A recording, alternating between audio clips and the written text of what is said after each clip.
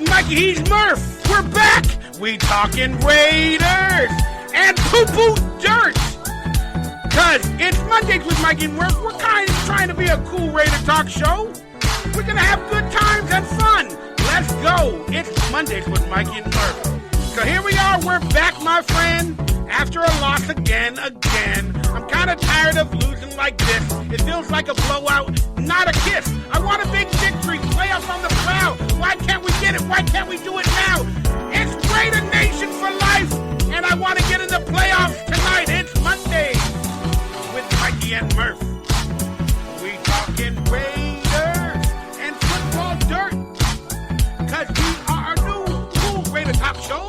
We're going to have good times. Let's go. It's Monday with Mikey and my boy Murf. That's right, Murf. We had let's just call it, I had a sabbatical. I had a major hiatus, and I was unable to get my emotions right to come back to our show.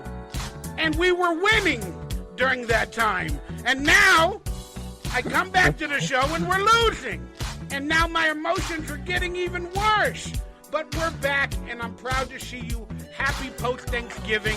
I'm blessed to have you in my life always, and all your advice, my dude. How you doing? I'm doing fantastic, Mikey. Thank you for asking, and glad to be back here on the On Air Nation Mondays with Mikey and Murf show, man. This is good stuff. Fantastic Thanksgiving. Had a good day of watching football, man. It was definitely a lot of fun. And Thanksgiving was way more fun watching football than this past Sunday was watching football, because that was a bunch of horse stuff. Yeah, there's a week from Raider Nation. There's been a lot of poo-poo talk, whether it be Derek Carr. There's been definitely too much poo-poo. What do you mean? People are talking about Derek Carr on social media and stuff? What's crazy? No, not at all. Not at all. My gosh. What's your favorite Thanksgiving side dish that you had this year? I know on previous shows we asked what it was, but this year, what was your favorite Thanksgiving side dish that you ate? Yeah, so my Aunt Kathy makes the bomb freaking deviled eggs, man, and those are my absolute favorite. And as much as I love mashed potatoes and I love stuffing and I love all those wonderful sides, her deviled eggs, like, I could live literally on those as a staple of my diet. Like, they're just amazing, and I eat them usually by the, I don't know, 4 or 5 at a time, and like 4 or 5 times. I eat a lot of friggin' eggs. They're half eggs. So it's like, so you eat like 4 eggs. It's like eating 2 eggs, but they're deviled. So then there's like an extra maybe. So, and I know you had some yummy looking deviled eggs too, but like that, I like eggs anyways. And then like you devil them and they're freaking killer. But the way she does it, there's something they're like tangy and they're sweet. And I'm telling you, man. And then she like sends me home with like a plate of them for like leftovers. So like I ate eggs for like 4 days, man. And like was totally happy with it. It was awesome. I love deviled eggs. It's great for your cholesterol, deviled eggs. They're great. They're great for your cholesterol. That's why you stay on the treadmill, man. So you just kind of flush that stuff through. Mikey Raider doesn't know anything about a treadmill. But speaking of amazing food, yes, I made deviled eggs with bacon pieces. I had leftover bacon, and I decided to treat myself. But I actually made an amazing stuffing. I added sriracha hot sauce. Ooh. And I don't know why, but it added like tang to the stuffing. It kind of was interesting. I kind of enjoyed it, but that's my Thanksgiving dish. That's legit, bro. I like that, man. That's a good idea. I don't know if it is, but hey, the bread or the stuffing took on sriracha, so it tasted like an Asian stuffing. And remember the famous scene in the movie Christmas Story where they didn't have a turkey because the dogs ate it. So they went to the Chinese restaurant and they ate duck and they sang that song, like in a racist type song, Yeah, that was pretty funny, man. That movie's great. I can't wait to watch it in its perpetuity. Repeat. Yeah, on repeat. Yeah, on TBS. Yeah, it's always a good time. I love this time of year because football gets toward the playoffs and we find out who teams really are. All right, let everybody know quickly in the beginning of the show about your fantastic channel. You guys did a Thanksgiving show the other day. I call it a Thanksgiving show, but it did really well. And a lot of people tuned in, and you guys are nothing about positivity and love, and I truly love it. And I go to you guys to calm my nerves, man. Let everybody know what about your channel. Well, thank you, Mikey. Appreciate that. You can find us youtube.com/Murf's Fan Cave. That's MURFS Fan Cave. And you can find our live stream there. We usually go on Wednesday nights between like 6 and 7-ish, our central time, which is where I'm at. So you can definitely check us out there and please support us in that way by subscribing to our channel. That was with Mikey's egging on. See what I did? That we started our YouTube channel. We were previously just a podcast network and just went all audio, but Mikey's like, dude, you got to do the YouTube thing. So we started doing it, and it's one of our favorite things now. We have an awesome chat room, an awesome community, much like the one here with Mondays and Mikey and Murf. So definitely check us out there, youtube.com/Murf's Fan Cave, and support us in that way. And thank you very much. All information will be below on how to contact Murf on his off days and bother him. All information is below to mess with Murf's job or his free time or whatever. All right, no pun intended. It's time for the headlines, deadlines, breadlines. Murf, I probably won't have to pay rent much longer at my facility, but I'm going to end up paying more rent at another facility probably next year, and I don't want to do it. You're just changing out rents, man. There's nothing wrong with that. I don't want to talk about rents. All right. Murf does not have the video on screen because, like always, we have internet flow issues. And you guys always say he didn't pay his bill. Well, if I didn't pay my bill, it would have been cut off. So you wouldn't even see us. So I paid my bill. Watch. All right. It's time for the headlines, deadlines. We're going to talk about some topics that interest me and Murf, and we're going to get our, let's call it, non-expert fandom opinion on these topics. I would like you guys to chime in. I just want to let everybody know some of these topics will be cut up for content for our channel with different titles so people can realize what type of a show we got going and what we're trying to do and produce on this channel and all that other stuff. So that being said, let's get into the first topic. All right, here it is. Mike Mayock has a fantastic rookie class going in his first year as a general manager. The jury was out on Mike Mayock before he became the Raiders general manager. He got a lot of hatred here, whatever, because he came from the reach of television, and they didn't know he had it in him. And he was thrown into the mix with Antonio Brown and issues like that from the go. And now this rookie class, even though there's a few injuries, is shaping up to be very needed, very well performed, and it might be one of the best rookie classes the Raiders have had in the previous, let's call it maybe 15 to 20 years. So the question I ask you and me, Murf, is will Mike Mayock be the best Raiders general manager ever? Well, the short answer to the question is no, because Al Davis will always be the greatest general manager that the Raiders have ever had. So when you look at Al Davis and his tenure as the general manager, he went from 1963 to 2010. Granted, he held many titles, head coach, the managing general partner, owner, which really was just managing general partner, or minority owner. But so when you look at that, Al was the man. So when you look at 3 Super Bowls, you look at the litany of Hall of Famers that wore the silver and black, it's going to take Mike Mayock an awful long time to get anywhere close. Now, in terms of people that have held the position outside of Al Davis, there's an argument to be made, even this early on, based on the success of this draft class. Reggie McKenzie hit on some players, but he also whiffed on an absolute ton, and absolutely whiffed on his free agent acquisitions. Then you have Hugh Jackson, who is kind of like a midterm based on when Al passed away. The infamous Carson Palmer trade. I think Mike Mayock, we can clearly say, has done a better job than Hugh Jackson did. And then the other guys, you got to go back before Al. Chet Soda, Paul Hastings, Wes Fry.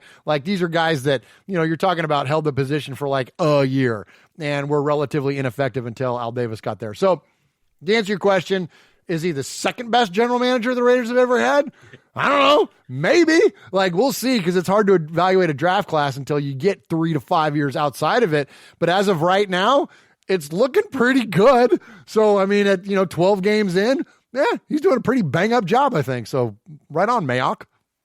Yeah, I mean, it's a weird question to ask, but then I've just been so proud of what I've seen for some of these players and what they're saying in the media in players like Josh Jacobs and the future of Jonathan Abram and stuff like that. That I just thought I would ask the question because it looks really good. The way he handled the Antonio Brown situation with the racism or whatever might have happened or could have happened, and it just looks really good. But I don't like some of his moves in free agency this season with all our injuries.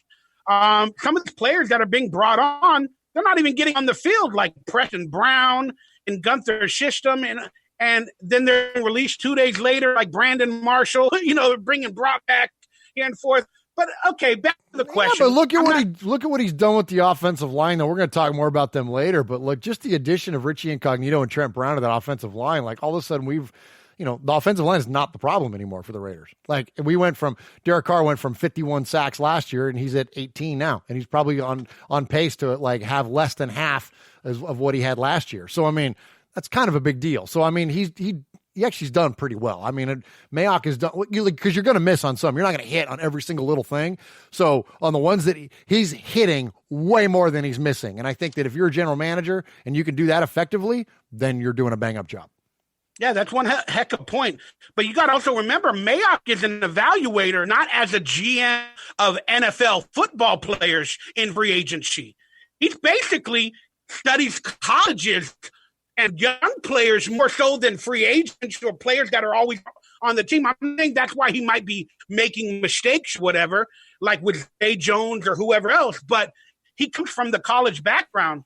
So, he definitely knows a lot about, college players coming into a system, and I'm really proud of that. But I forgot about Al Davis being a general manager. Thank you for that. So now my answer will be no. I was actually going to say, yeah, I think Doc will end up being the best Raider general manager ever because we're in a new football era. I mean, everything is changing. Penalties, players, athletic ability, laws, penalties, rules. And I think Mike Mayock is on the cusp. Like, he's like a young old man, like he's in social media and he understands the new NFL of today. And I think moving forward, I can't say ever because we don't know who we're going to have, but I think he's going to be really, really damn good. And I think he's going to lead us to a Super Bowl. What do you think, Mike?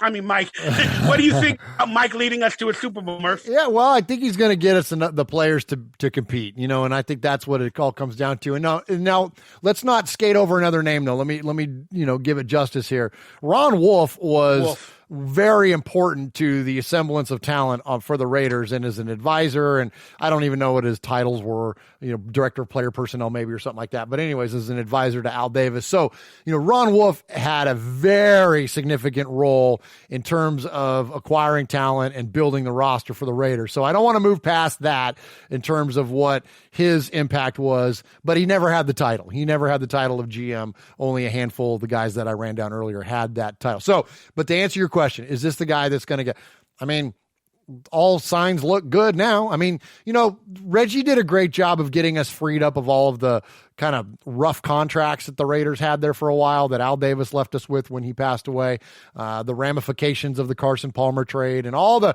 dysfunction that was going on in terms of the structure of the contracts and what we had to acquire talent. Reggie got us healthy there. And then here comes Mayock to kind of like pick up from there and take us to the next stage. And I think he can be the guy, man. And, it's a rare talent. It's a rare talent to be able to evaluate player performance and whether it's collegiate or I think players are players. I think that he's equally as talented in evaluating free agents. I think he's just limited to what he can do because he's only got a certain amount of money to spend and all that kind of stuff. So it's like, you can't just go out and haul off and get the greatest players, So in those terms though, yeah, I don't have any reason to feel less confident about him than anybody, and I feel more confident about him than I did Reggie McKenzie. And you know what? If anything, and since we're just kind of on the topic, I like Mike Mayock as a guy, like as a representative of the Raiders. It was like Reggie was just so quiet and reserved, and it was like he would come out like once or twice a year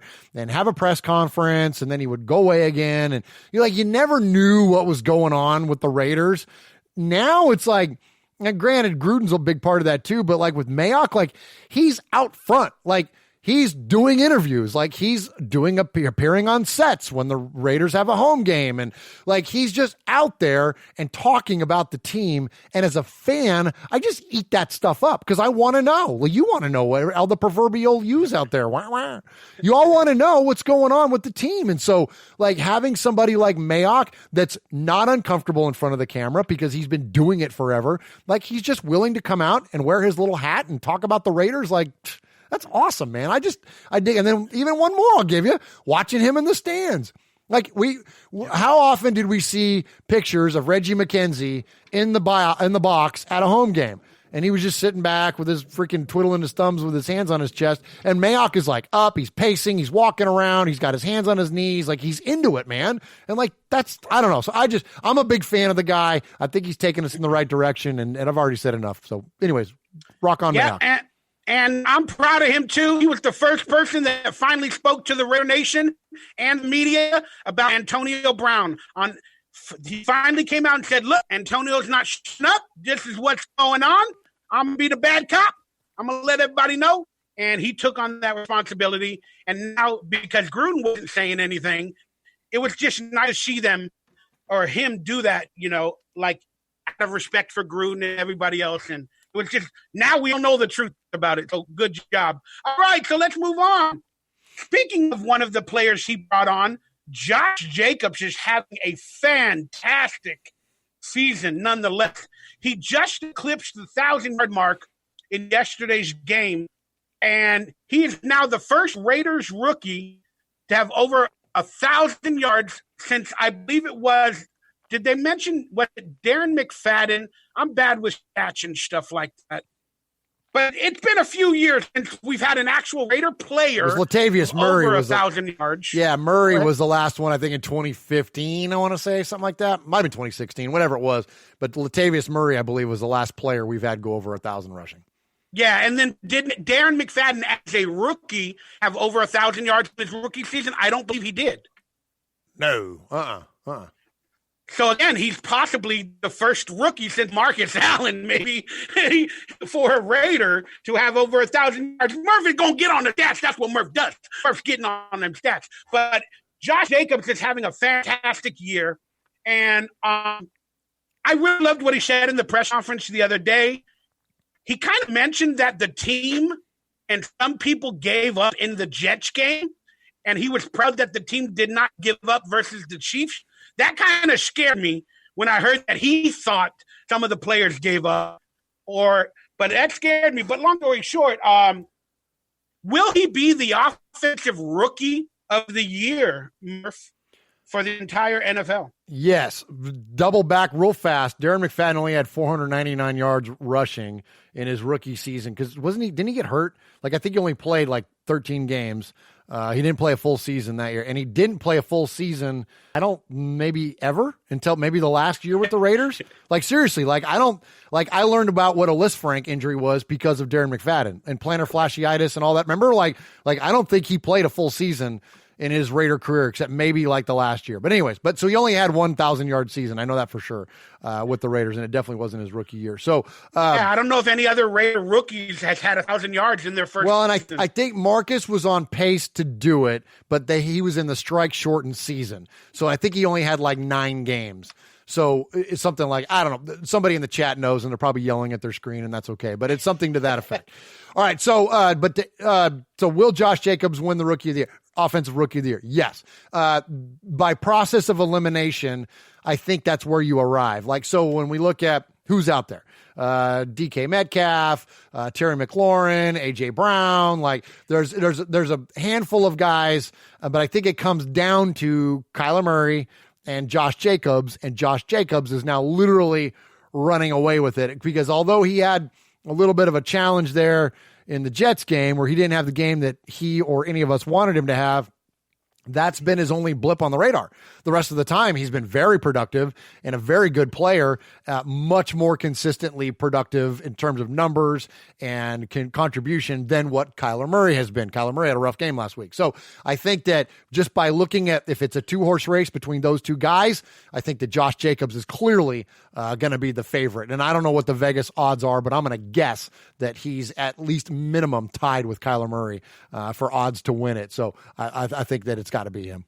Well, fantastic. Excuse me. Fantastic take. Yeah. Kyler Murray, I'm going to mention popular offensive players, Marquise Hollywood Brown, Kyler Murray. And then I really can't think of anybody else. Devin Singletary, a couple other running backs for other teams like Buffalo Bills or the Bears. I'm going off the top of my dome, and I can't think of anybody that's having a better year offensively, production-wise, whether it be wide receivers, running backs, or even quarterbacks, than Josh Jacobs on what he's meant to this team in establishing a run game and going over 1,000 yards as well. So I could see the consensus being Josh Jacobs is definitely in the top 3, and he should win it unless something happens in the next 4 weeks where Kyler Murray, because the NFL loves quarterbacks, unless he goes on a run and wins 4 in a row by scoring 30 points or more in every game, I see Josh Jacobs winning the title. Proud to see. All right, let's move on to the next subject. Here again. All right, this was announced a couple weeks back, and we finally got to the story. But Christopher Knox listed the worst contract on every NFL roster. And then he went to say for the Raiders roster, offensive tackle Trent Brown has the worst contract on the Raiders roster. And here's his little tidbit. After spending the season on New England, starting left tackle Brown signed a 4-year, $56 million deal with the Raiders. Brown is carrying a hit of $15.25 million this season. That is the highest among tackles in the NFL. Among right tackle, and it's the highest cap hit among right tackles at $11.9 million. Brown cap number jumps to $21.5 million next year. Now, the story's got different because the Philadelphia Eagles re-signed an offensive player to now the highest paid offensive player contract or offensive line player contract in the NFL. So Trent Brown is no longer the highest paid player on the offensive line anymore. But a lot of people have been clamoring because of the recent law about Derek Carr and his contract. So I asked the question, is Trent Brown the worst contract on the Raiders? And if not, what would you personally consider the worst contract on the Raiders, Murph? All right. So I think that this is a tricky one. And I don't like to ride the fence on answers. I like to give like a this or that. But there is, I think, an additional portion of this that we need to consider. And so I'm going to kind of hedge a little bit. Yes, I think that on paper, it shows to be disproportionate compared to other right tackles in the league. But when you look at what the Raiders' needs are, and when we all look back at the glory of the 2016 season, like we all remember, because we were all going to win the Super Bowl, we were running away with it, right? What was the one big thing about that offensive line was and that team was that Derek Carr didn't get sacked. He got sacked 16 times throughout the entirety of that season. The one dreaded sack that Donald Penn gave up to Trent Cole that took us out and took away any chances we had the postseason. But that said, the 16 sacks, if I'm not mistaken, a majority of them came from right tackle. If you think about how great that offensive line was, well, yeah, 4 to 5 because Austin Howard sucked. So there was a big gaping hole at the right side. And if you then fast forward to last year, what did we have? We had Brandon Parker over there. Like it was at 51 sacks, Raider Nation. Remember that when our quarterback got put on his ass 51 freaking times? Like, so we spent a lot of money on Trent Brown. And now here we are. Derek Carr's only been put on his culo there 18 times. Probably going to be put on his culo less than 25 times this season. That's less than half of last season. So how much emphasis do you put on protecting your franchise quarterback? How much emphasis do you put on reducing his sack total?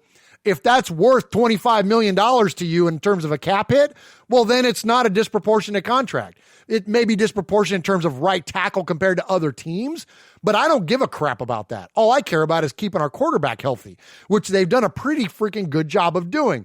So, yes, it's disproportionate. Is it the worst, though? I don't know. I would think that arguably Derek Carr's is worse now. What? Yeah. Oh, well, goodness gracious. I mean, look at what we're doing here. Now we're protecting him, and now we're still making mistakes. Okay, that's a topic for a thing. We'll breach that later. But no, I don't think. I think it's disproportionate, yes, but I don't think that it's out of line considering the increase in production and the value that we're getting for those dollars spent.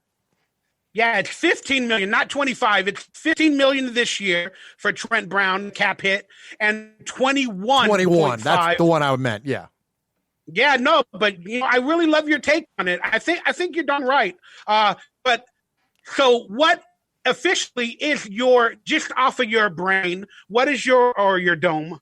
I don't know the word. Off the top of your head, without looking up stats or facts, what's your worst contract?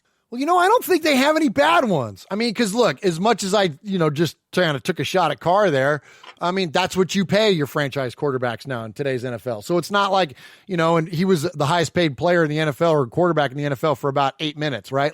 So I don't think they have any really goofy contracts. I really don't. I think that we're very healthy in those terms. So, I mean, if I had to pick one based on the production or the win totals that have resulted in it, I'd probably point a finger at Derek Carr, but I don't think that's a bad contract. I just think that if you just got to pick something, well then, okay, I'll pick that one just because there are other teams out there that have rookie quarterbacks or guys that are playing on much lesser contracts that are producing a lot more. So that.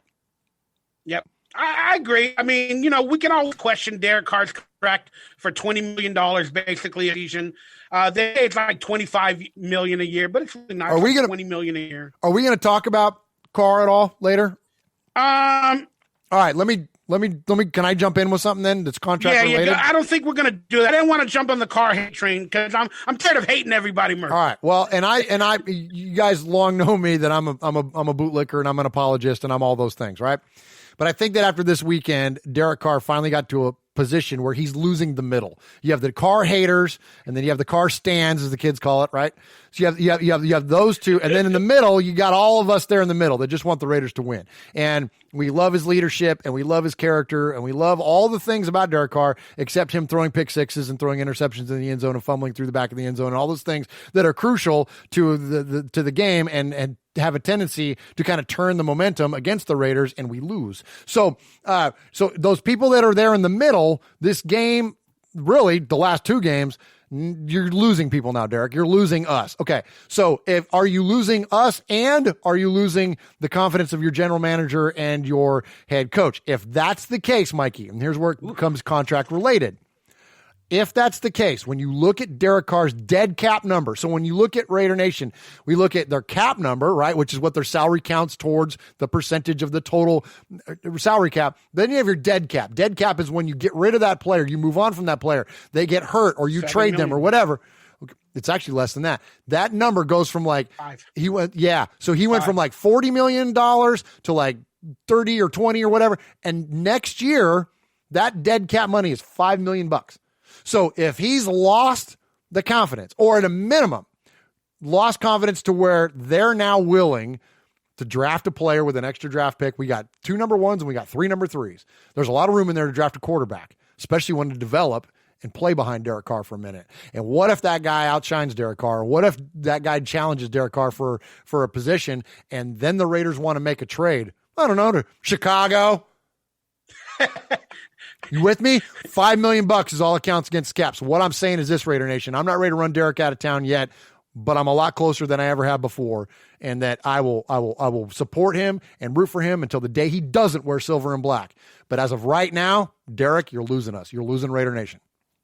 Just a bit on that, and then I'm going to move on with the work contract. Okay. But could you imagine that scenario where they do draft a quarterback in athletic, today's NFL, Patrick Mahomes, LaMarcus Jackson, or whatever their names are. I could see Derek Carr being traded to the Los Angeles Chargers. That's a scenario that I could see happen because if Phillip Rivers sucks and he says no, Derek Carr, I could see that happening. If they trade him within the division, because Denver needs a quarterback too.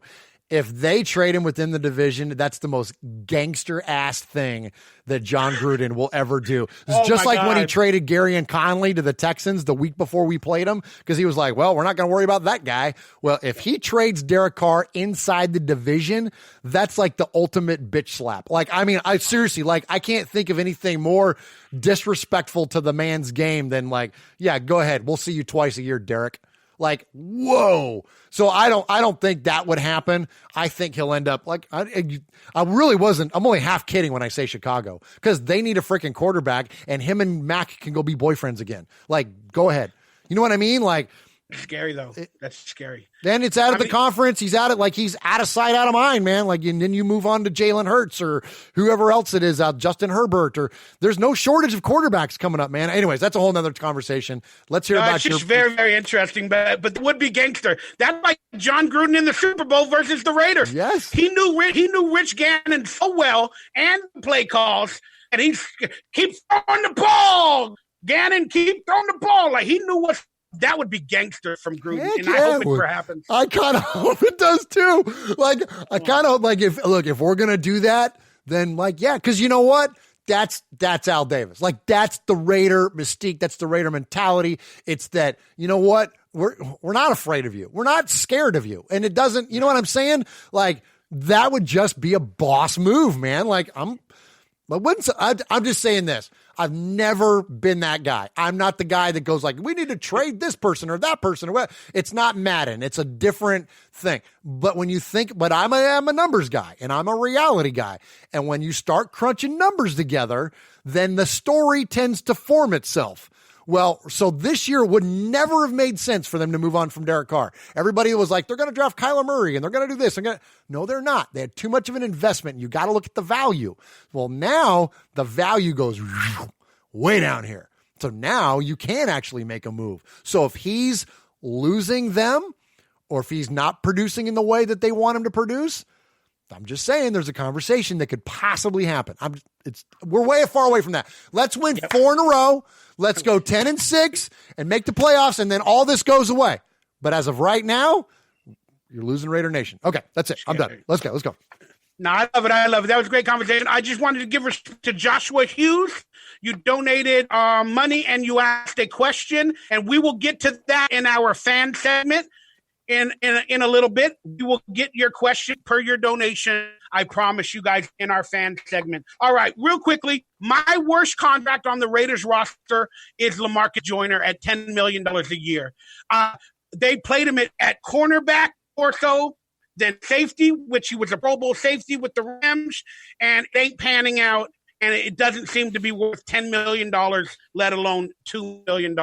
That's my worst contract. All right, let's move on to the road to Canton. The Modern Era Player semifinalists were just announced. I will try to get this on screen. Maybe you can see it, Murph.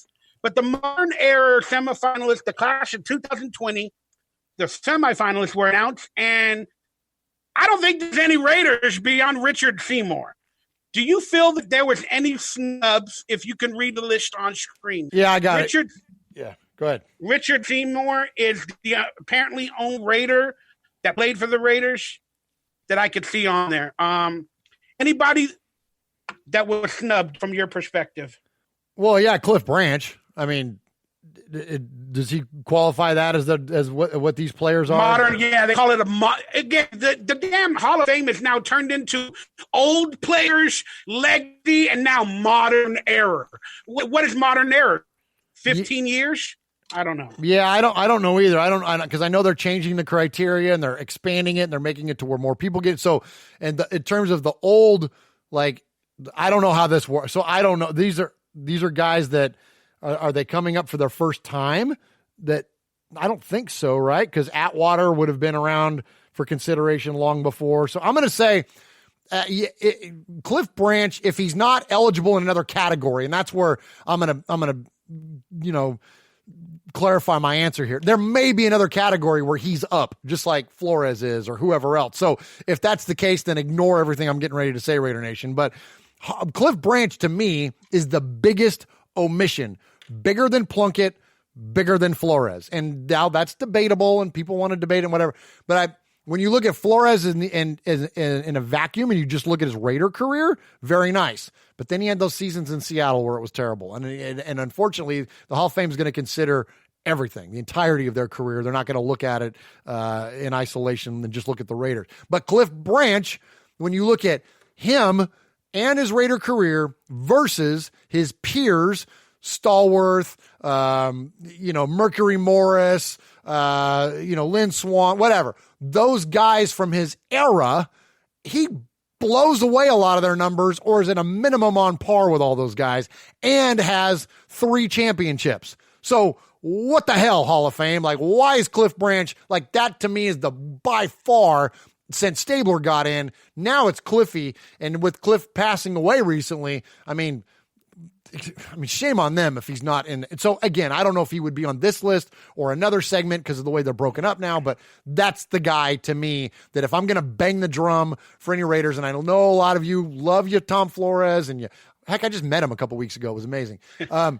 Tom Flores and Jim Plunkett, I get it, and I understand your reverence for those guys, but Cliff is the man. Like, let's get Cliff in first, and then we'll move on, even though, Flores is getting up there, and you want to see him get in before he passes or things like that, but it's got to be Cliffy, man. Yeah, they probably call the modern era. I'm going to have to look into it. Probably from 2000 on, like the previous 15 years before 5 years of waiting. So probably 20 years prior. Whatever. Richard Seymour, good luck. I don't know if you're getting in there for your Patriots wins or whatever, but probably not for the Raiders. He's a good poker player, though, now. But you're right. Cliff Branch to the Hall of Fame. What do they call it? Posthumous. Posthumous? I don't know. That's posthumous. I'm stupid with that word. Who cares? Let's move on. All right, let's revisit this because the game is coming up.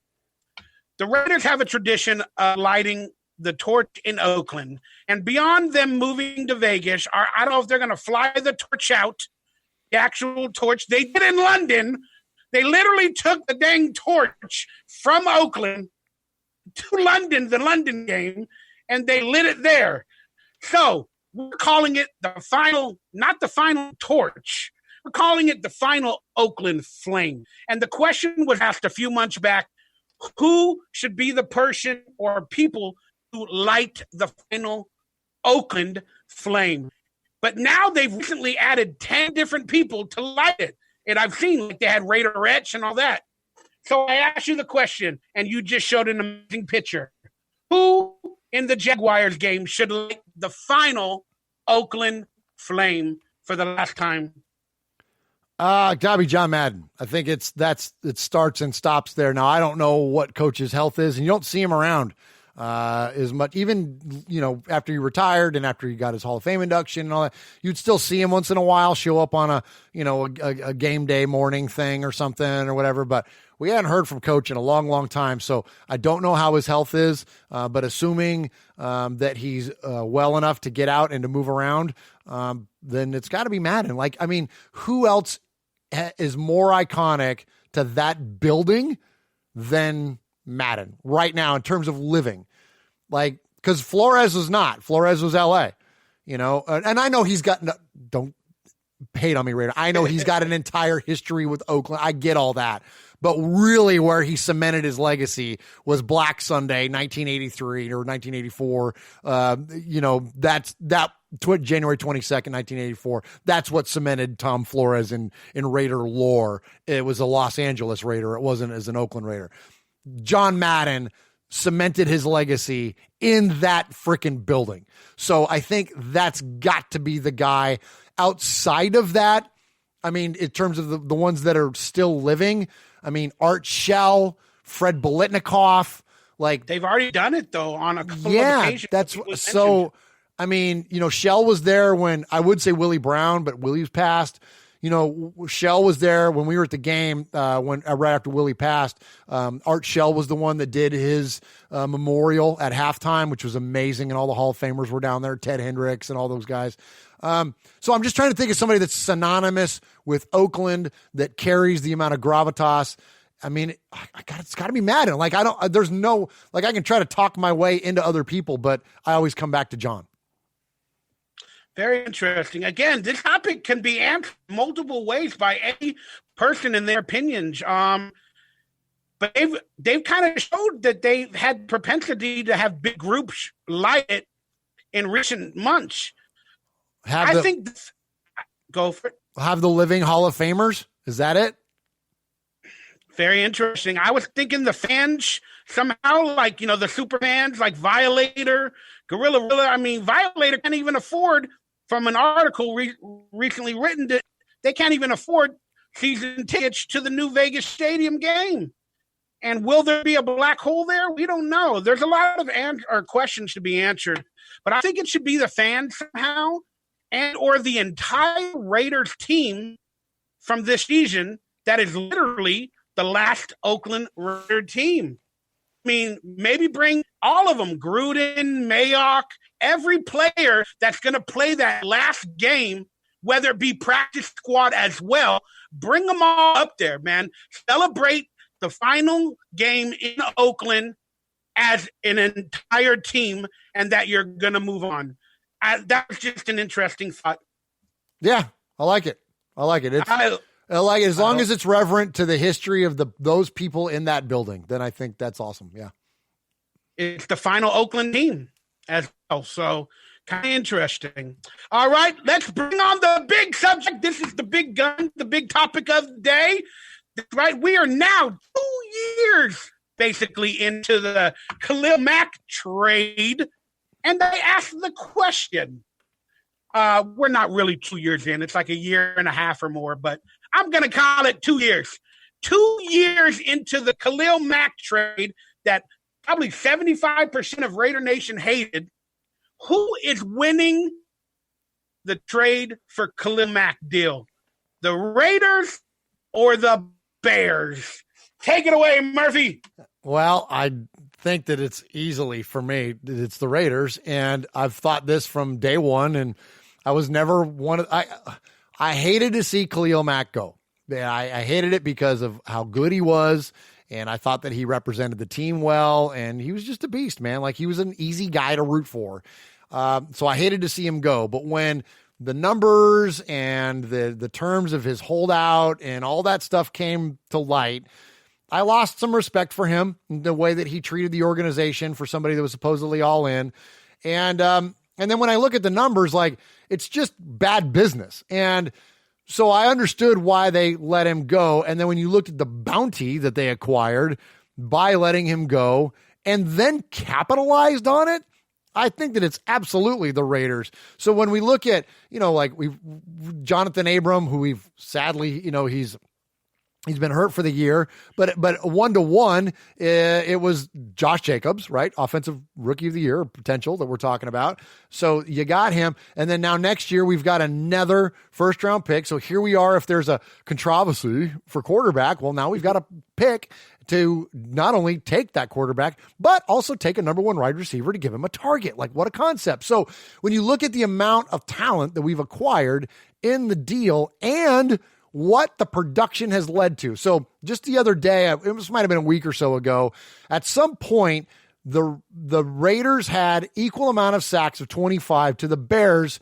25, and we were 2 games better in terms of record. So you look at those things, and Chicago had to pay. Not only did they give up all those draft picks, but then they had to pay him, and now they've got a quarterback controversy. And guess what? They're going to now have to draft another rookie quarterback because they can't afford to pay a veteran quarterback because they've paid all of their big veteran money to their freaking defensive end that has, again, with him and the collective team, the same sack output as the Raiders. So I think that even this early on, and now granted you said we're a year and a half or so out of it. Yeah, but even now, I mean, yeah, and we haven't even seen this thing fully play out yet. We still got to see what this draft turns out to be and next year's draft turns out to be. So like we can really truly evaluate this like 3 years from now. Like that's crazy. So that's how big the ramifications of this deal were. And look what it's done to Chicago. Like look what it's done. Like it didn't help them. It hurt them just like it would have hurt us. So I think the Raiders won. Correct. I'm gonna, I was like pissed off for a good while as well. I'm gonna have to say 2 years in, 100% the Raiders won this trade, are gonna win it, and we're not even 2 years in. And here's the reason why I think the Raiders won this trade, beyond me even being pissed off about it. It's because we got young players in Abram who look quality for the future. He's going to bring a toughness. We weren't able to see it all this year, but we saw some of it on Hard Knocks and his first 3 games, and we know that he's got a bright future in terms of toughness. Then on top of that, we got Cleveland Farrell, who's been playing a lot better in recent weeks as he's finally figuring it out little by little. Again, I know these all specifically come from the exact draft, picked for Khalil Mack. But I'm just talking the young players, that we acquired by trading all of these people.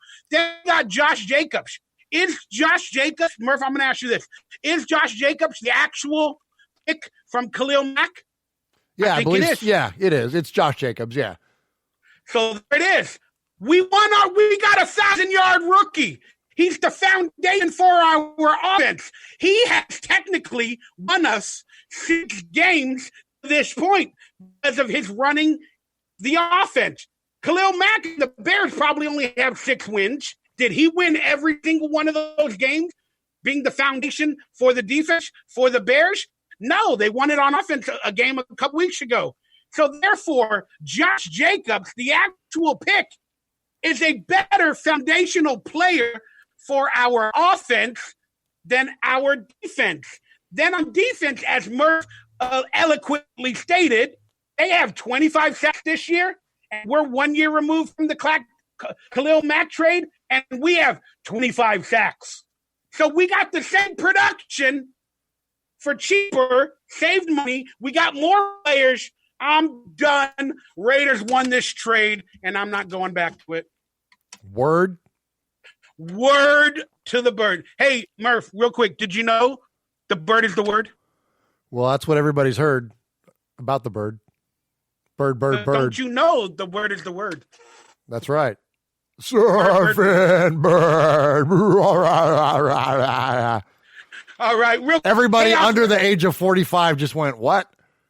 Exactly. Chaos Raider chimed in that Charles Woodson will be the one to light the flame. That was an interesting prospect from Chaos Raider. That's good. I like it. I'm a big fan of Chuck. That'd be cool. And then we got a donation from Pirate 1975. He says, for all you Carr traders and haters, Mahomes has Kelsey, Watkins, Tyreek Hill. Carr has questionable. Can we be hopeful fans and watch this grow before firing everyone? Fire everyone at the end of the show, possibly. All right, let's move on to the game review. All right, check it out. The Raiders got drubbed in a just horrible, no good, unfantastic display of chemistry, of poise, of quality play calling, of preparation, or whatever. The Raiders lost 4-9. And my instant reaction, you guys can watch it all online, so I don't even have to explain it. I gave my post-game rant where I fired everybody, basically. Now let's get Murph before he does his show this week. Let's get your instant reaction for this drubbing from the Kansas City Chiefs to basically end our season, as we're going to talk about in a minute. Well, I mean, all is not totally lost. I mean, if we beat the Titans next week, or the Titans are surging, it's really a game for both their seasons, for both these teams. And we've played the Titans pretty well, but also historically we haven't had to play Ryan Tannehill, who plays the Raiders very well. So very interesting game coming up. But to go back to the Kansas City game, This one was the heartbreaker for me for this year. And, the Raiders break my heart every year, as they do all of you. There's a moment, it could be Derek Carr getting hurt. It could be whatever. There's a moment through the course of the season where your heart gets broken because you get confident, you get encouraged. And I said last offseason that the Raiders have successfully relieved me of the burden of expectation. I was not going to come into this year and expecting anything other than 4-12 or some sort of debacle or some sort. But then the Raiders, that pesky little ex-girlfriend, gave me a little bit of attention, gave us a little bit of attention, showed us that there could be a chance. Oh, there might be a chance. You won 3 in a row. You look at this, like you're going to go on the road and you're going to play the Jets, they're struggling, and then we crapped the freaking bed in New York. And it was like, whoa, okay, well, hey, look, that was an East Coast game. We had to travel all the way across the country. It was cold and rainy. We took them lightly. We were looking past them because we got the freaking Chiefs coming up, man. We're going to go into Kansas City, then we're going to go in there. We're going to play the Chiefs. So we overlooked the Jets. So let's put the Jets aside. Come on, here we go. This is for the division. This is our chance to make a statement to the league. This is our chance to move into first place. This is a chance to show everybody. This is a chance for Derek Carr to prove to the world that he's not overrated, that he is capable, that he can play in cold weather, that he can go up there and show that it's just been a fluke. Yeah, he's 0-4 in Kansas City, but man, this isn't what's going to define him. And then what happened? We went in there, and that's what god dang defined him. And that's what god dang defined the Raiders. And that's what continues to define the Raiders, that they can't freaking take care of business when the business is the biggest, when the season and the entire integrity of the season is on the line. I'm going to curse. Can I say a bad word? The Raiders go in there and shit themselves. Like, we've been shitting ourselves in Kansas City since 2012. Yes, 2012, Raider Nation. That's the last time we won in Kansas City. And I didn't even expect them to win. I just expected them to freaking compete and to not embarrass ourselves and to not go in there and commit penalty after penalty, throw pick sixes when you're already down 14, Derek, and freaking not just miss a field goal, but like kick it to like the freaking cheap seats on the 20-yard line. Like, what the hell, Carlson? Like, I didn't even know you could angle a kick that way. Like, it was absolutely insane to me the way the Raiders went up there and embarrassed themselves. And as a freaking card-carrying, red-blooded member of this team's fan base, I was embarrassed. It sucked. It sucks. And I'm so tired and over them sucking when it counts. Like, haven't we had enough? Really? Like, at what point do we just, like, I'm tired of being abused by the Raiders. I'm so friggin' over it. And so, once again, the Raiders have relieved me of the burden of expectation. And so I will vent here on this show, and I will go on by Wednesday and be just fine. And you know what? We'll talk about the Raiders of the 70s because that's when we were actually good. Thank you for that rant, man. I had my rant yesterday, so thank you very much. And then you guys are seeing the stats on screen that I'm showing to you guys and all that. And again, I don't want to rehash hatred. So I'm going to let yesterday be yesterday. And Murph, you've taught me a lot. Like you said, we're going to take 24 hours and then we're going to be over this. But for right now, it still stings. Our season was on the line. And I call it a season-ending game. I mean, because we have to do everything right moving forward, and we've averaged now in a whopping 3 games, we've averaged 8.5 points, if not a little bit more per game. So that brings us to this, Murph. The headline of the game that I just saw before we did this show is Tyrann Mathieu from the Kansas City Chiefs. He explained how the Chiefs decoded Derek Carr's and John Gruden's offense. This is what Tyrann Mathieu had to say about how Andy Reid, an excellent coach that prepares for everything. I don't know if that's a dig on Gruden, but this is what Tyrann Mathieu had to say. Carr and the Raiders' passing game was limited all day because the Chiefs knew exactly when they planned to take their big shots. Here's what Tyrann Mathieu said. The biggest thing is we all knew that when Carr did take shots, they were clearly defined. We understood it. It was a pre-snap by the formation that we saw, and it puts us in a position to make big plays. Matthew said after the win, the tight ends, the running backs, check downs, that's his game, Derek Carr. We were able to capitalize when he did try to throw the football downfield, plus we knew certain signals. Wow. That explains the pick six and everything, and this game seemed like a shade of the Super Bowl with John Gruden. John Gruden's offense is too damn predictable. Too damn predictable, Murph. We have no playmakers. I'm tired of these excuses. These free agents, Zay Jones, everybody we brought on to help out, ain't nothing happening. There's players with chemistry like James Jones or Michael Kraft, whether you like his character or not, or, stuff like that that could help this team better. But is it Gruden? Is it Carr? Is it the play calling? What is it, Murph, and how do we fix it as soon as possible? Here's another realization that I came to in this past week. And again, I'm not the guy look, I've been patient with Derek Carr. Not that matters if I was or wasn't, but as a fan, I was willing to engage in the process, for lack of a better term. Look, it takes time to develop, and he had so many great tendencies, and he had this fire about him, and he got hurt, and then that fire kind of went away, and we don't see the passion and intensity and the willingness to create like he used to. I mean, I used to compare him to like Aaron Rodgers in terms of like developing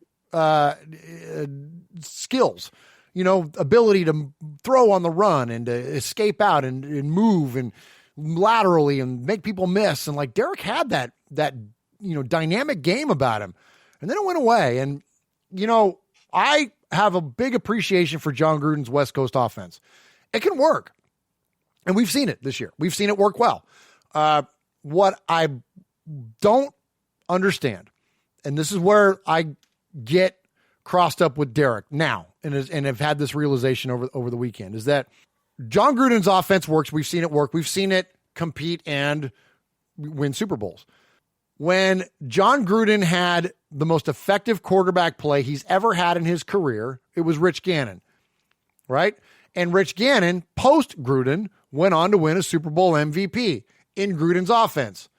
And when you think back to when Rich Gannon was running this offense and when Gruden was on the sideline, not Callahan, there was a lot of back and forth. There was a lot of interaction, a lot of heated interaction, because Rich Gannon was willing to create outside of John Gruden's offense.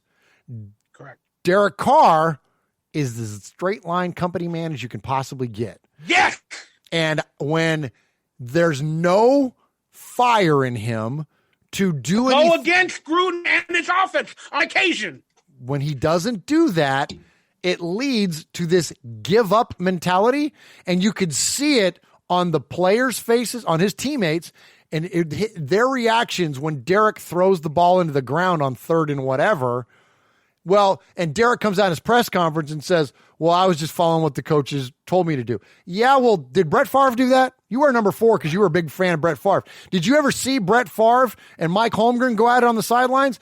Yeah, you did. You know why? Because sometimes Brett Favre let his talent and his creativity take over. And that's why he won a Super Bowl. And that's why he played in another one. And that's why he was a league MVP. That's why Rich Gannon was a league MVP. Sometimes you go out there and ball. Hallelujah, Murph. Hallelujah.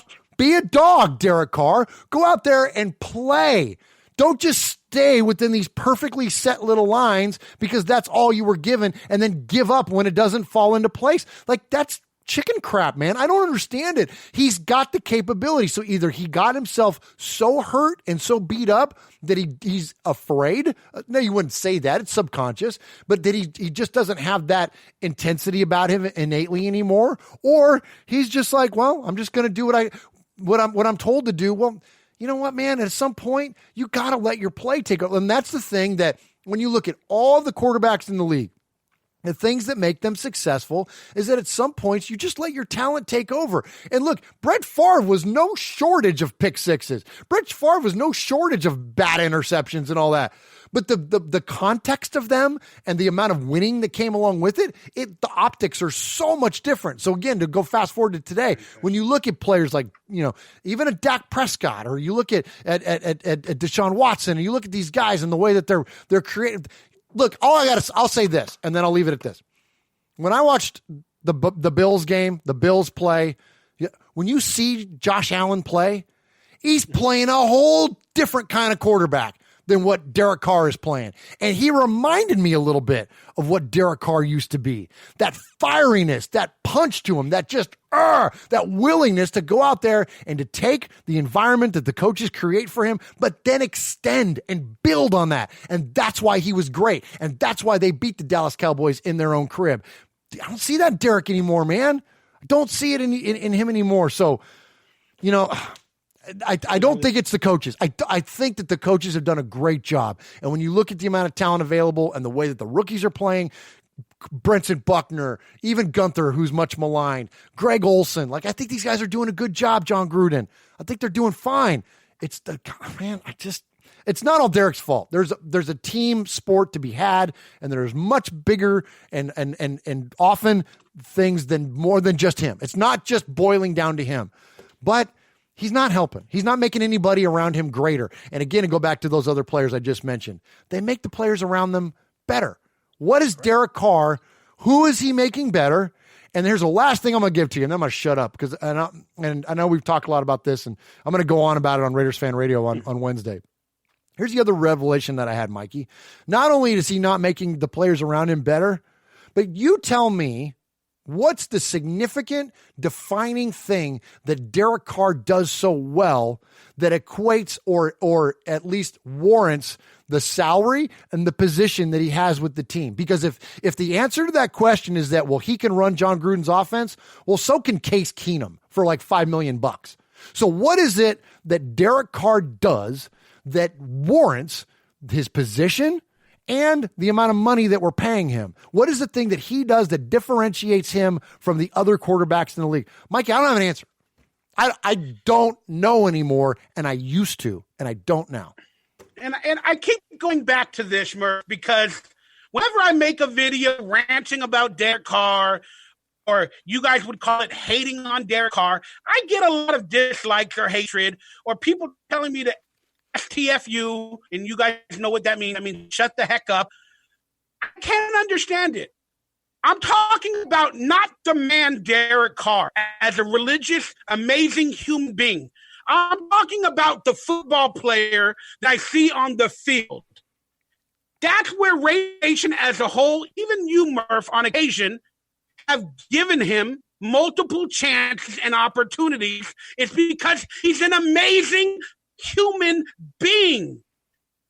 And we're equating that to his football skill set and leading a team, because he's leading in his religious life everybody else. He's leading everybody else to a better emotional promised land, but he's technically not doing it on the football field when he needs to. So I am no longer going to credit Derek Carr, the football player, because he's a great human being off the field. I'm going to judge him on what I see, and he's scared. He's an insecure person that he wants to be loved by every single person. He's afraid to buck the trend. He's afraid to throw the ball deep because it's not the players that are going to make the catches. He's afraid to even try. 2 years ago, when we had, or 3 years ago, when we had Jack Del Rio, there's videotape of Derek Carr saying, hey, I don't know if they'll be open, but I'll just give them a try. You just got to trust them. We just got to throw the ball. And he says that to Jack Del Rio on the sideline. And Jack Del Rio's like, all right, go for it. All right, go for it. And then that brings me back to the Philadelphia Eagles Super Bowl victory, where they called the Philly. The quarterback called that play at the biggest moment of the game. And the coach hesitated for like 5 seconds and said, go for it. Yeah, do it. because he believed. Gruden, I don't think he's that type of coach. Gruden's got his offense. He's going to make the play calls. You're going to play under my system. You're going to excel. And Derek Carr's like, all right, you're the coach. And that goes back to what you just said that Derek Carr said in the press conference. I'm just doing what the coaches told me. Derek Carr is afraid to buck the trend and to go against Gruden, to go and trust his players that they're not playing good. Derek Carr is afraid to make plays because he doesn't want to make mistakes. And it almost becomes a cop-out. Like when you go, well, I'm just doing what I was told. Yeah, well, so are the Nazis. You know what I mean? I'm not comparing Derek Carr to a Nazi, but you know what I'm saying? Like, seriously, like, I'm just following orders. I'm just doing what the coach said. That's a cop-out, man. That's a cop-out. Like, take some responsibility. You know, here's another thing. You brought up Del Rio, and now look, it's going to turn into a Derek Carr segment. Just deal with it, Raider Nation.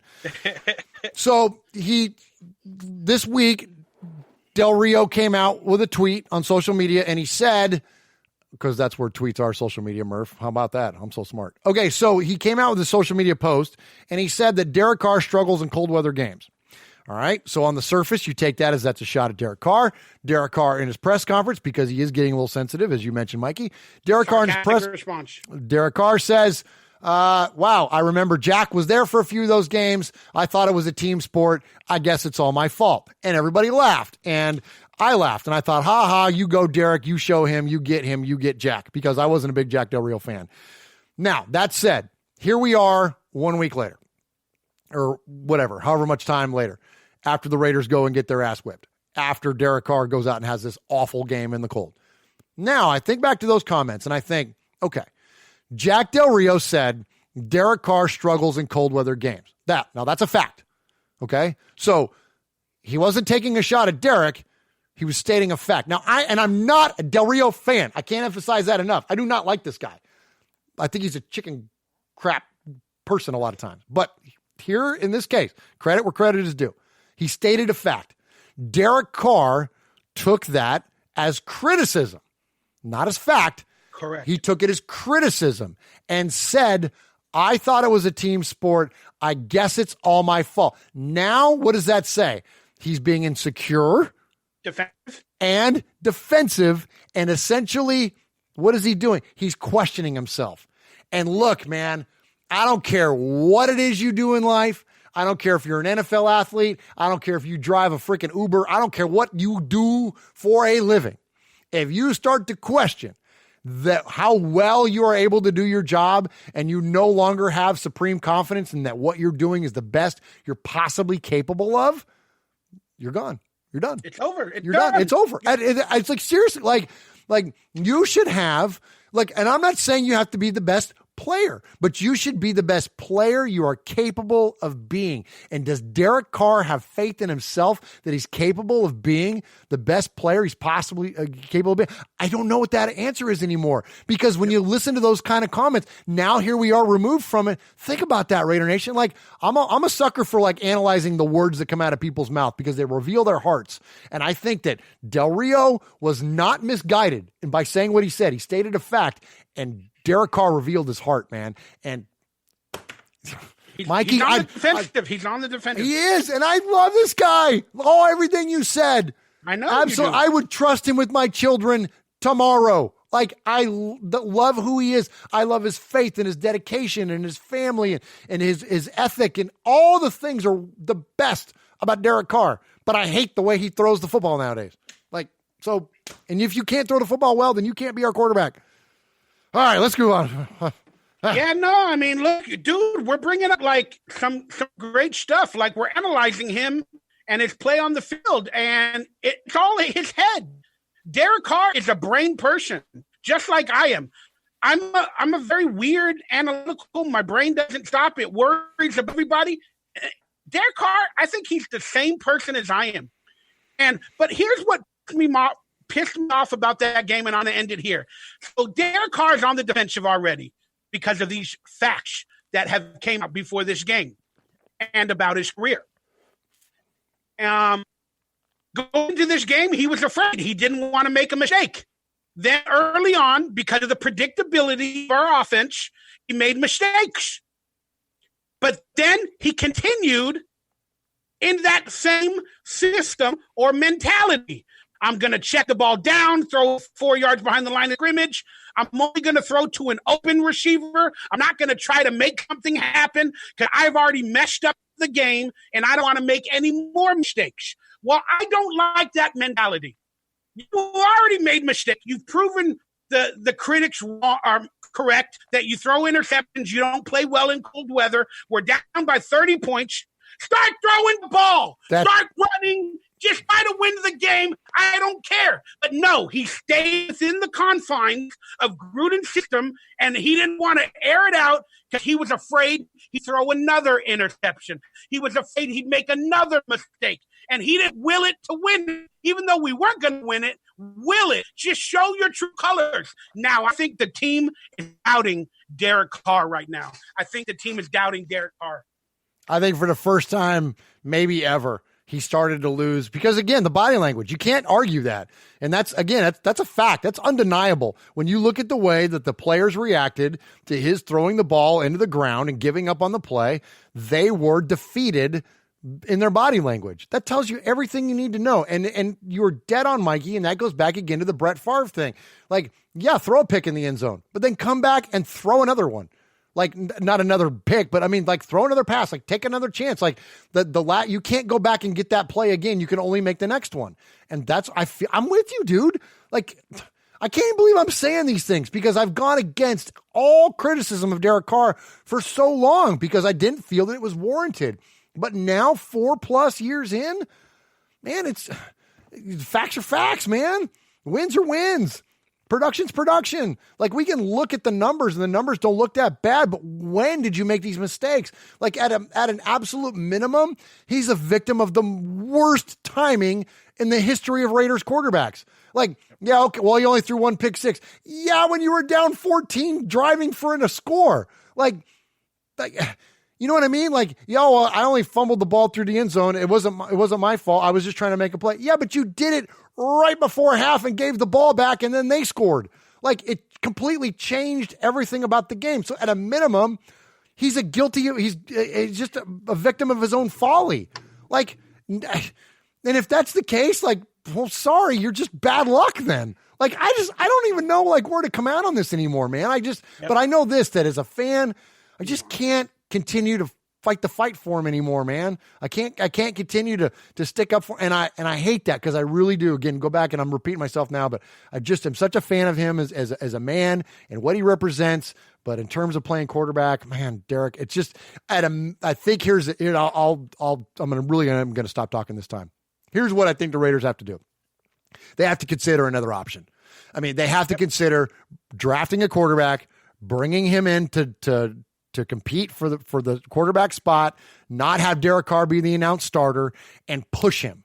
And maybe by pushing him, he reverts back to some older form, and maybe the new guy eclipses him and takes over the starting role. But I think that if you look at it in terms of like running a business, which is what running an NFL team is, I think that it would be irresponsible for the Raiders at this point to not consider adding quarterback competition. That's the minimum that has to happen. I'm not saying run him out of town. I'm not saying make a trade for him. I'm not saying cut him in the offseason. I'm not saying any of that. He might still be our future. But what I am saying is that it's time to push him and it's time to create an additional option for the football team. Publicly consider options during the draft, if not drafting a player. 100%. That's how we fix it. So that being said, I'm just glad Gruden didn't throw him under the bus this year. Gruden has been a better human being this year than he was last year, where Gruden, after every press conference, would throw everybody under the bus. This year, Gruden is saying and doing all the right things as best he can. I'm proud of him. Let's move on to the game preview. Raiders versus Titans in Week 14. We are technically still in the hunt for the wild card. Pittsburgh Steelers still lead the final spot in the wild card at 7-5. But teams like Tennessee, Colts, the Texans, they're leading the division above the Titans, are still there. And now we face the Tennessee Titans. Give me your quick preview. Can we win it? Will we win it? What we need to do to win? And give me a prediction. Well, I'll go fast. The good news is that we have the Titans at home. The bad news is that the Titans are on a roll, And the worst news for Derek Carr and the rest of the offense is that their secondary is the strength of their football team. It's a good thing that they don't have a pass rush, because otherwise the Raiders would be in for an absolute mess of an afternoon. So they have to be able to effectively throw the ball downfield against one of the better secondaries in the league. And here you go, Middle Tennessee, Kevin Byard represent. Dude is a ball hawking safety. Logan Ryan is an awesome corner. Adoree Jackson is an awesome corner. Kenny Vaccaro. Like, you're talking about some serious playmakers in the secondary that we've already shown that a guy like Matthew, what he can do to Derek Carr. Now here you're going to a secondary that's vastly better than the Kansas City Chiefs. So I think that that's ultimately going to define them offensively. Defensively, it's all Derrick Henry, man. Like, Tannehill is the ultimate game manager and does a pretty freaking good job. They got a good offensive line, and they have a beast of a running back. Derrick Henry is no joke, man. And when we see what, running backs have done to us already, and we haven't seen anybody like Derrick Henry yet, I just, those are going to be the two things that we've got to do. We've got to be able to move the ball downfield against that secondary, and we've got to do a good job of at least containing and stopping or slowing down. Like, it's the old Dan Patrick line. You can't stop them. You can only hope to contain them. Well, I hope Big Max Crosby goes out there and contains Derrick Henry, man, because it's going to be a rough afternoon if that guy gets going. Correct. Just quickly, Derrick Henry's a beast. We had a great rushing defense the previous 8 or 9 games, but we've fallen down in the stats. We're now, I don't know the exact, but we were like at 13th or 14th in terms of the rush defense going into the Chiefs game. So maybe we're still around that range, but Derrick Henry, he can definitely exploit a team. And then you're right about the secondary. I mean, the Chiefs are a worse secondary, as you explained. And now Derek Carr, with his confidence broken, has to go against probably one of the top 5 secondaries in the NFL.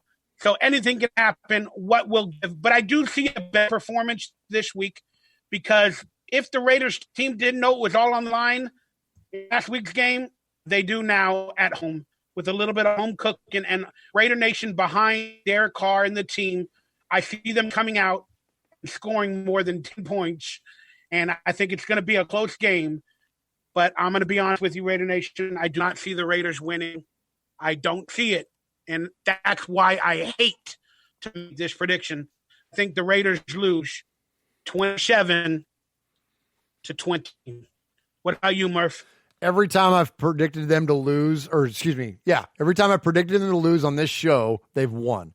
So I'm going to say that the Raiders lose. Let's see. We haven't scored a touchdown in how long? Well, I guess we did. We missed the extra point. So we've only scored 1 touchdown the last couple games. So I'm going to say the Raiders lose 34-6.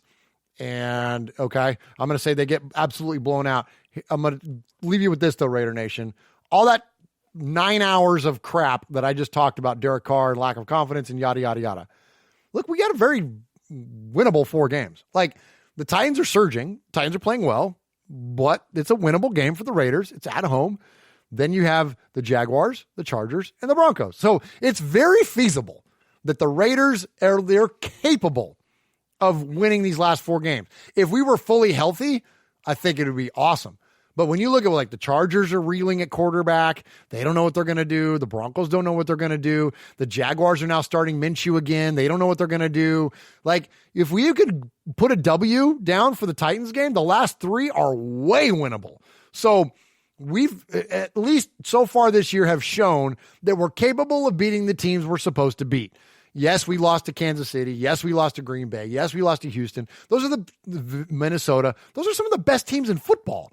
So, but we can thump the Bengals. We're close to it. Really, the Jets was the only game that was a very winnable game for the Raiders that they laid down on. So, but now we got 2 at home, and we got 2 in very familiar places, which the Chargers game is essentially a home game for the Raiders, and we always play well in Denver. So, I mean, it's all this business we just got done talking. Watch the Raiders win 4 in a row and end up 10-6 and right in the mix. And then Derek Carr goes out and wins a playoff game for the first time in his career. And then all of a sudden, we all love number 4. That's what I hope happens. I really do. I hope Positive Murph has returned. The positive Murph after the rant has returned. But again, I think we have to win all 4 games. Tennessee, Jacksonville, Chargers, Broncos, to even be considered in that final wild card spot. And I don't see us winning versus the Titans because they're on a roll. And we're on a debacle, let's just call it that. But I know the final home game will probably be the official get-right game for the Raiders, but I'm hoping it's the Tennessee Titans. And you're right. If we can win all 4 of those games, we might sneak into the playoffs. But we lost to the Texans, and if they're in there in the wild card hunt, they have the tiebreaker. We beat the Colts. If they're there, we own that tiebreaker. And I don't know the other teams. The Cleveland Browns were in it the other day, and Pittsburgh Steelers is playing pretty decent. So let's just figure out if we win all 4 games. It's probably going to come down to the Pittsburgh Steelers, the Tennessee Titans, whether they lead the division, or the Houston Texans for that final wild card spot if we win all 4 games. Yeah, well, if we could beat the Titans, we'll have the tiebreaker against them and the Colts. That would be huge. That would be way huge. So if the last game wasn't a must-win for our division, this is a must-win for the wild card at worst. But do you see Kansas City? I don't have their record on screen. Do you see Kansas City losing 2 or 3 games and us winning 4 and propelling ourselves to the top of the division? No, they have the tiebreaker against us. So it's like having an extra game. So no, this was our shot. This was our last. That's why it was so disappointing, to go to lose in that fashion and by that margin. That's why it was so disheartening, because that was our shot to make noise, and we didn't. We failed miserably. Fantastic. Well, the wild card's on the line, and it is what it is. All right. Thanks to the positivity coming back. Let's bring it to the fun bonus time. That's right. We closed out our show with some Raider trivia that we're going to try to get to, plus a fan question. And I'd like to present this. I don't know how long they'll officially be online, but you could be the one of 3 proud owners of the Mondays with Mikey and Murf T-shirts that are available in the links below to support my channel or our channel and me and all that we try to do. And I still owe you probably like $30 for the 3 shirts sold. Forgive me, dude. Keep it. But I just want to let you guys know these shirts are still available, and it is the holidays. And if you enjoyed today's show and the more to come, why not wear this while you're at home lounging and watching our show? And thank you very much. So there it is, the Mondays with Mickey and Murf MTV logo shirt, or our faces can be on your body. We all know that's what you want to do. So my boy Murf, I was so proud of you. You went down to watch a Raiders home game, and you presented a check for your T-shirt sales. Why don't you explain what you did, and then we're going to watch the video of you with Fred Biletnikoff giving a speech. Well, awesome, man. Okay, so yeah, we had an opportunity to raise some money with Raiders Fan Radio and the Murph's Fan Cave Podcast Network this year. And so with the money that we raised and the money that we generated, we decided we're going to give it all away. So we decided we were going to give it all away to a foundation. We wanted to partner with a good charity that was Raider related. And so we decided to partner with the Biletnikoff Foundation and buy 100% the generosity of Raider Nation through direct donations and also merchandise sales, which was our Get Made t-shirt that we sold this year. We took all the proceeds, all the money that we collected, and that equated to just about $2,000. And we gave it away to the Biletnikoff Foundation. And Angela Biletnikoff, Fred's wife, was so kind to invite us to, we attended the event, and she invited us to present the check live on stage at the foundation dinner. And, this was one of the most amazing nights of my Raider life. I've gotten the good fortune of meeting a lot of Raider players over the years. I've met Willie Brown, I've met Lyle Alzado, I've met Jim Plunkett, I've met a handful of players and coaches and whatnot over the years. But this was literally rubbing shoulders with greatness person after person after person. I'll show you some pictures here in a minute. But I met, Raymond Chester. We met, and I say it's we met Raymond Chester. We met AJ Cole. We met Mark Davis. We met George Atkinson. We met Tom Flores. We met Fred Bolitnikoff, of course. Like this Mervin Fernandez, just like player after coach after, I don't know if I said Art Shell yet. It was just an absolutely amazing event. It was the only time. I'm not an actor like you are, Mikey. I never walked a red carpet before, but we actually walked a red carpet and we're so well received, and we were treated like royalty. Lincoln Kennedy is another name, another person that we met, and it was absolutely amazing. And all of it happened because our listeners and members of Raider Nation were willing to give by supporting us in this initiative by just, buying a freaking shirt.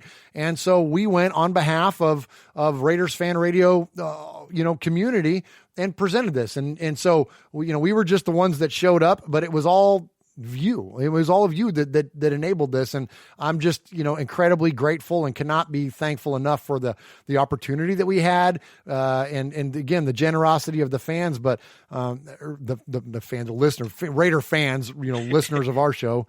But it was surreal, man. I can't even fully wrap around it, Mikey. I'm literally rubbing shoulders with people. I'm about to show a video. Okay. I was so proud when I watched this. When I watched it on your YouTube channel, link below, everybody subscribe. He's an amazing dude. They got amazing content. There it is. There's a picture of the gang that went down there. Can you see it at all? Him and his boy. It's a little red, but it's all good. Okay. We can definitely see it. But when you want to watch this, but you walk onto the stage with a grin as a superstar. You are a superstar radio announcer. You walk on stage with a grin, and then your speech was amazing, and then the crowd cheered for you. I have a feeling the crowd cheered for you more than some of the other people that presented, because you're a little bit more popular. And your face lit up with pride that I have never seen before. And then you literally became the head coach of the Raider Nation in your speech. There it is, Lincoln Kennedy. And you started giving speech for the ages, and you got fired up. And let's watch it. Let's get it going. Check this out, Raider Nation. Murph's speech when presenting a check to the Fred Bolitnikoff Foundation. Now we've got a special guest we'd like to bring up. Can I please have Murf to the stage? Murf, where you at? There he is. Just so you know, Murf is an avid Raiders fan. He did a radio show where he raised some money, and he has a special presentation to Fred and Angela. Murf.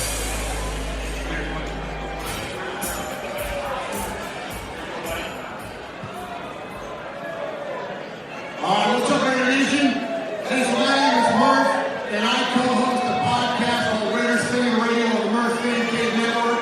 We started this show back in 2013, my cousin Sonny and I, and we did it to celebrate our love for the Raiders and also to celebrate Raider fandom. So now I host the show with the one and only Uncle Mosh and my best friend Swag Jeff. And this year, 2019, we had the opportunity to generate some revenue with our show. And after talking to these guys, we quickly decided we wanted to give it all away. And so nothing better than the Bolitnikoff Foundation for us to partner with and for us to give it all away.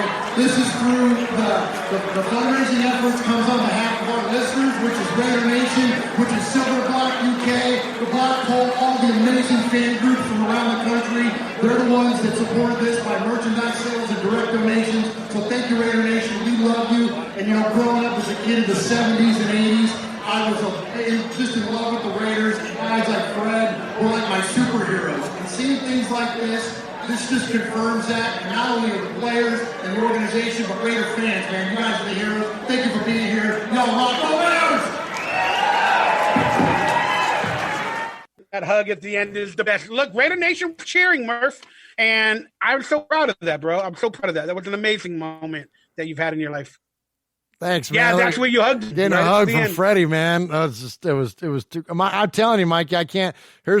So this is amazing. So they presented us with this plaque, and I don't know if you guys can read it. from the Blitnikoff Foundation, Raiders Fan Radio. And it says, Your support and dedication have made all the difference in making the Blitnikoff Foundation a true success. Blitnikoff Foundation, November 1st, 2019. And so, yeah, man, it's surreal. You know, here's my co-host Swag. Check this out, Swag Jeff with Shooter McGavin. Oh, that's right. Yeah, Jack. That was a gift we made of it. But yeah, you know, like here's us with Greg Olson. You know, like it was like person after person. It was like, I mean, legend after legend. I think I showed the one of Tom Flores earlier. Here's the one. There's Uncle Mosh, my fabulous Uncle Mosh and co-host with Tom Flores. No, here's Uncle Mosh and George Atkinson, which was super cool because that was one of his guys as he was growing up in the 70s. That was one of his absolute favorites. There's co-host Swag Jeff with AJ Cole. AJ Cole, our punter. Here's my favorite picture of the weekend, though. I put this up on our social media and I said, my cousin Sonny is who I started our show Raiders Fan Radio with. And cousin Sonny was back in 2012, we started podcasting together. He's since taken a hiatus, but since he was, kind of the genesis of our show or one of the brains behind it, we invited him to go to the dinner with us, of course, and so he attended with us, and it was amazing. And so he sought out Mark Davis, okay, and we went up to Mark, and he said to Mark, I learned about and became a Raider fan listening to my dad tell me stories about your dad. And the look on Mark Davis's face is absolutely incredible. And wow. when he made that comment, and that was what, like, you know, Mark has gotten his handful of criticism over the years for things, but I'm telling you, he's a very genuine guy. And it's all about family still to this day. And when Sonny said that to him, you can see the look in his face, like it resonated with him and it meant something to him. And so anyway, just appreciate everybody involved. There's Art Shell, there's Uncle Mosh and Sonny with the legendary Art Shell. I mean, I could do this all night long. Just what a great time. I'm so jealous in a good way. And I just wanted to share that, you know, with all of our viewers, some viewers that truly have not really realized your channel and everything you're doing, they might see this video. You guys need to go watch his trip. He does videos in the car with his gang, and it's a fantastic time and a fantastic watch. Can I show you one more before we're done, before we move off of this? Yeah. I had another. So after the game, I had an opportunity to meet and talk to Darren Waller. And so this isn't from the Blitnikoff dinner. This is from the next day, right after the game. And man, what a cool guy! Such an amazing story, and appreciated just the couple minutes I got a chance to kind of chat it up with him. So, and I'm not even talking about the tailgate and the amazing day we had at the game, which was it's a whole other story. We could do an entire podcast on that. But yeah, thank you, Mikey, for the platform. Thank you for the acknowledgement of the video, and thank you, Raider Nation, man. It's all you guys, and so just thank you so much for the opportunity that you blessed us with to represent. And you did do podcast of that, so watch his podcast from the previous couple weeks where they talk about that entire trip. I'm a day late because we haven't done a show in about a month or so. Hey, let's quickly go on from great news all right to bad news. This is called the "You're hired, you're fired" game. We're gonna know players, maybe coaches, and quickly, Murph, we're both gonna answer whether we would fire them at the end of the season or basically let them stay on the roster.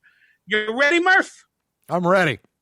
All right. The first contestant in our "You Hired, You're Fired" game is John Gruden. Hired. Hired as well for me. Doing a pretty decent job. The next contestant is defensive line coach Buckner. Hired. Definitely the way they've been producing with Max Crosby, now that Arden Key is on, yeah, I would say there's some magic happening. He's hired for me.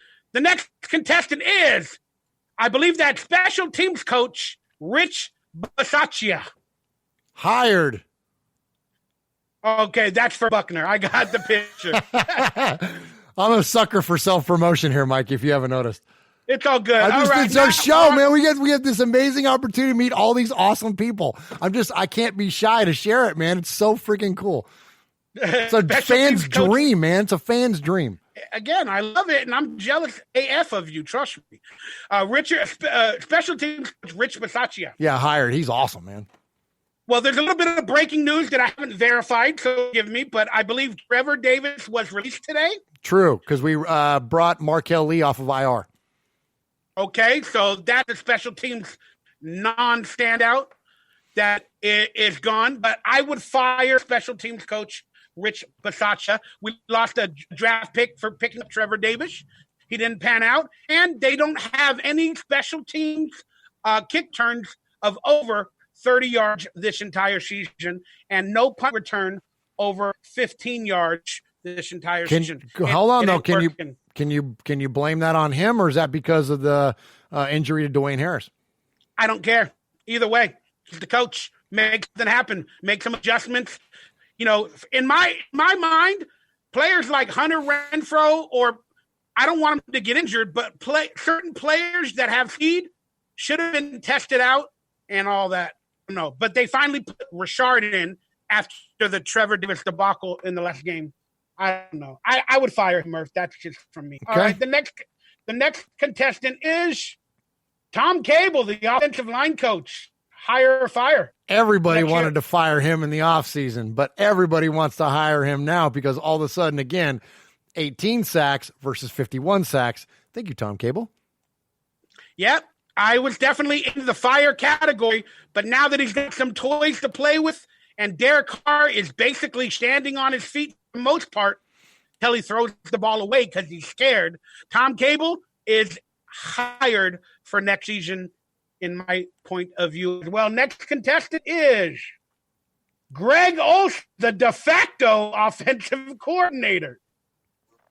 This guy is like pretty much my best friend now because now this is twice I've got to rub shoulders with Coach Olsen. And when we met him and talked to him at the Blitnikoff Foundation dinner, I'm like, seriously, like he looks like he could be kind of a hard ass. Not at all. Like he's the nicest guy in the world. And I think he's doing a pretty good job, man. Like, you know, he's more quarterback coach than he is offensive coordinator because we all know John is the offensive coordinator. But when you look at despite all the, you know, play of Derek Carr, this guy's not the reason for it. So no, I think Greg Olsen's awesome. I like Greg. For every reason you just spoke about, I would fire his butt now. Why? Because he's the de facto coordinator. He's a yes man. You said he's a very nice guy. He'll do anything you say. He sounds like a yes man. Then he's basically like you expect. He's the quarterback coach. And what is Derek Carr doing this year? He's not getting better, and he's going back into his shell. And Greg Olsen does not seem to be the answer for Derek Carr this reason. In his rookie year, him, Greg Olsen, and Derek Carr had chemistry beyond belief. But in Gruden's system, I don't know what had happened. Greg Olsen is not able to coach again under John Gruden in this system. Therefore, I would fire him and find another, not yes man, another man that would challenge Gruden on occasion, because I don't think Greg Olsen does it enough. All right. The next contestant is the defensive coordinator, the Bengals guru that has never had a top 10 defense in his entire NFL career, Paul Gunther. There he is, the man himself, Greg Olsen. Fire or hire Paul Gunther next season? I like Paul Gunther, man. It's not his fault that Jonathan Abram blew up his shoulder. You know what I mean? It's not his fault that LaMarcus Joyner got hurt. It's not his fault that these things have happened. You know, that Vontaze Burfict speared a guy and took, you know what I mean, and got suspended. Like, when you look at the things that Paul Gunther has done with the talent that he's had available to him, like, he's not the problem. Again, there's not going to be one of these coaches that you're going to flash up here that I'm going to say fired on. I think that all of them, considering the talent that's available to them, have done a pretty good job. So no, keep Gunther. I mean, I see your point. If we're trying to build a foundation, we cannot have the turnaround. I understand what you're saying. But again, I don't think we're getting better. I feel like we're getting worse. And then you can say, well, we got injuries. Injuries can no longer be an excuse for the free agents, the linebackers, the players they pick up to try to go into his system. Is he fitting his system around the players we've drafted, or is he trying to make them conform to his system?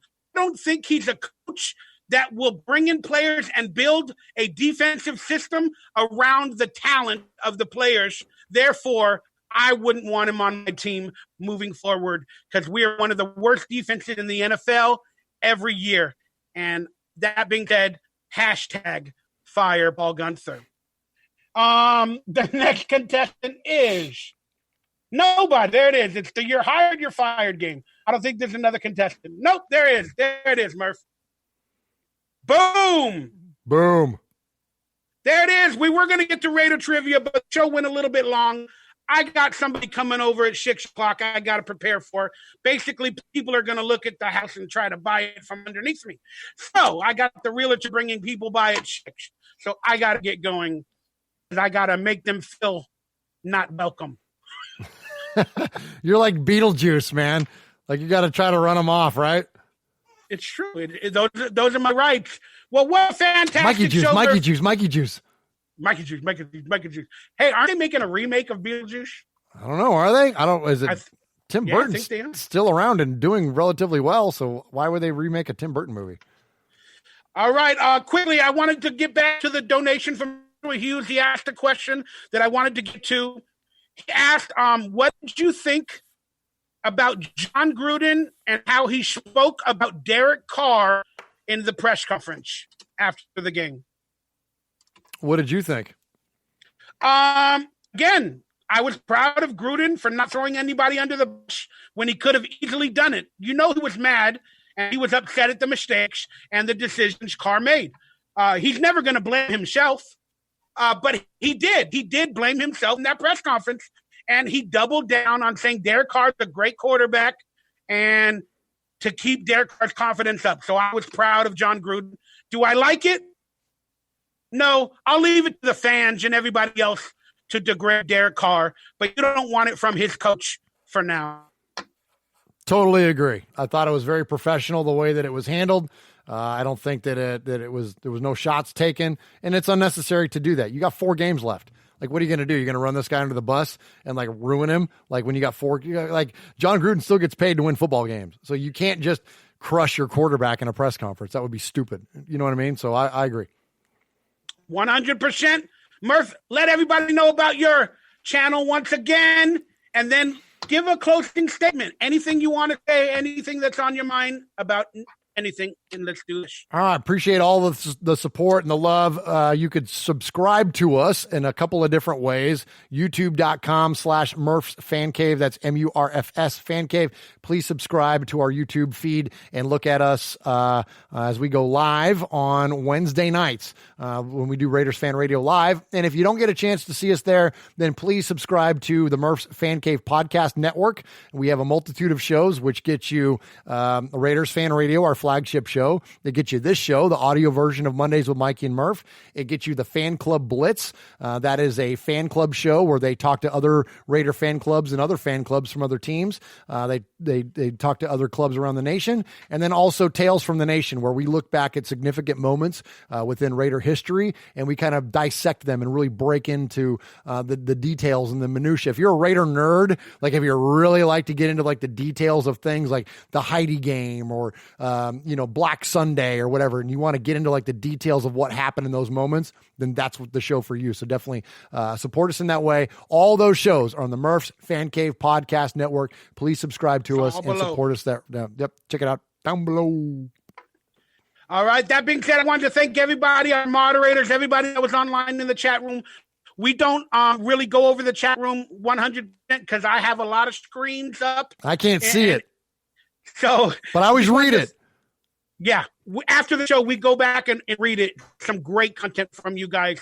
Much respect. But I do have it up, and I wanted to give thanks to the few people that I mentioned. Mean519, Big Easy, Bing Moderators, Darth Vader Raiders, Curtis Flores, Desert Raider, Joshua Hughes, Chaos Raider, Pirate 1975, everybody that donated to keep me alive nowadays. I 100% thank you. And if I can give a closing statement for everybody that has been waiting for the Mondays with Mikey and Murf, I 100%, I don't need to do this. as people tell me to, but I will because that's what's in my heart. I want to apologize for not being as professional as I should be and be on your network or on your YouTube every Monday with an amazing person like Murf talking Raiders. I haven't been able to do it emotionally, physically, mentally, and I've lost a little bit of passion for a lot of things in my time of turmoil. But I was proud to be back today, and hopefully I can get you guys at least 3 or 4 more shows before the season officially ends. And I'm proud to have you back, and I'm proud to be back, Murf, and I love you, brother. Love you too, Mikey, man. Glad to be back. And, life takes precedent. Life needs to be handled first before we go play podcast or, YouTube show or whatever. So, absolutely. I know that many of you have supported Mikey, and please continue to do so. Extend him some grace as we kind of, work through, some of the challenges that he has outside of, doing these things, and just, send your love, man. Send your support, send the positive vibes, the prayers, all that stuff, man. Send them his way. And thank you, man. And hopefully we can knock out a few more of these. And if we don't, Raider Nation, we'll keep up with you, man. Still follow the channel. Check me out, the Murph's Fan Cave stuff. Like, we're going to have stuff coming at you as we can. And we'll fit Mondays with Mikey and Murph in there as many times as possible. We promise. 100% well said. All right, Murph, you didn't have to rap this week. Nope. The going theme is that once the Raiders beat the Chiefs, you have to rap on the show, and you avoided that for what, an 8th year? Yeah, exactly. Yeah, we'll be rolling into 2020 waiting for me to spit bars, as the kids say. Oh, my goodness. Hey, will you rap if we the playoffs? Ooh, that's interesting. Okay. Yeah. There it is. Okay. You guys heard it. Murph will rap in the intro if the Raiders make the playoffs. So let's get out those positive vibes. Let's will it to happen and make the playoffs so we can hear tongue garbage, so we can hear Murph rap. And you're going to write it down. You're actually going to write a rap. Okay, you have to. Well, Swag Jeff, my co-host, Swag Jeff and the one and only Uncle Mosh said that they will help me write the rap. So, this will be I don't have the mad skills that you do, Mikey. I can't just go off the dome and just come over here and just like rap over a beat. That will never happen. So it's got to be premeditated, and those guys promised that they would help me write it. And those two guys are amazingly creative and so talented at that kind of stuff. And so I'm going to fully trust what they come up with, and I will be glad to perform it. Dance Monkey Dance. And that's me, old Murph, up here just, banging cymbals and rapping. There it is. You guys heard it. If the Raiders make the playoffs, Murph is going to rap. That'll be a great show. Let's get on out of here. Thank you all for tuning in. And I'm pretty sure we'll see you next Monday after a great victory versus the Titans. This has been Mondays with Mikey and Murph. We talk Derek Carr and Raiders dirt. We had a fantastic post-Thanksgiving show. We are Raiders for life. Let's go. This has been Mondays with Mikey and Murph. We're out of here. We'll see